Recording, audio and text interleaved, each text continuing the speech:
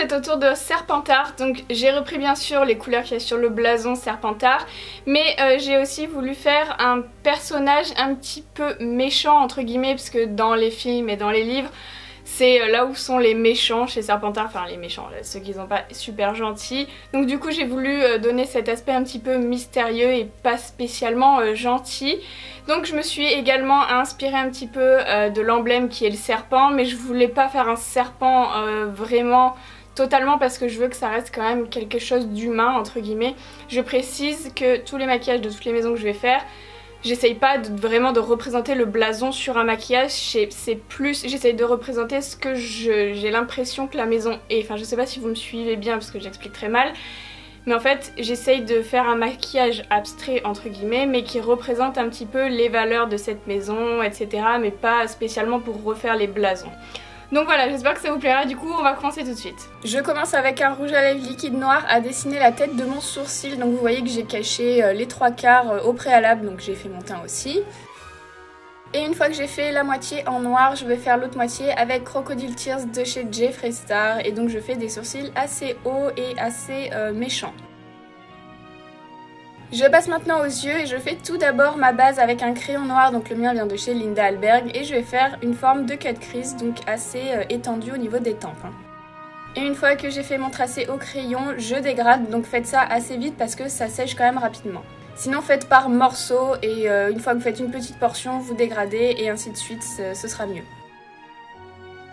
Je passe maintenant à ma couleur de transition qui va être Midori de chez Sugar Peel et je l'applique avec un pinceau 231 de chez Zoeva dans mon pli paupière, enfin en fait juste au-dessus du crayon.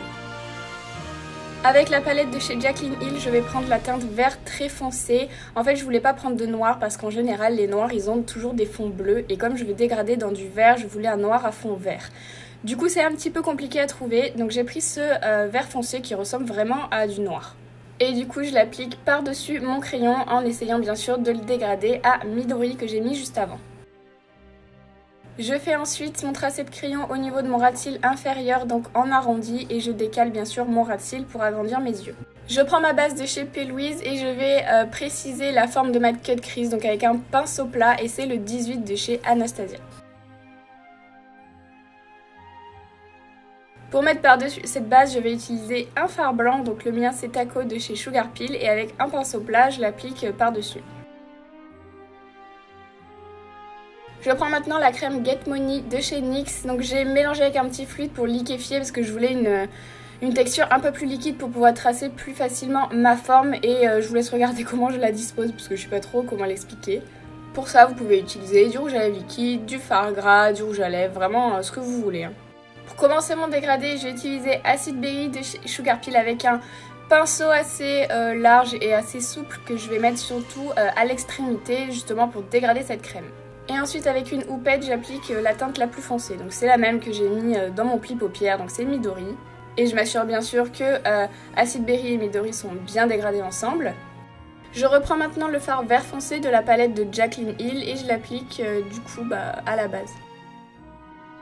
Et donc les trois teintes doivent être bien dégradées ensemble.